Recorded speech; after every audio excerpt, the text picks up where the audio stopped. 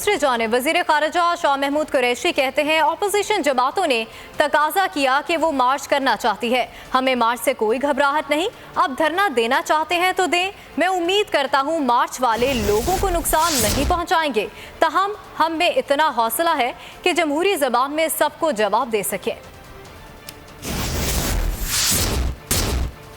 तहरीक इंसाफ की क़यादत में इतनी अखलाकी जुर्रत थी और है कि हमने बैठकर मुज़ाकरात किए और आपने कल देखा कि मीडिया पर वो मुआहदा भी सामने आ गया, वो 7 नुकाती मुआहदा भी सामने आ गया और हमें कोई घबराहट नहीं है। आप मार्च करना चाहते हैं 100 दफ़ा कीजिए, आप धरना देना चाहते हैं 100 दफ़ा दीजिए।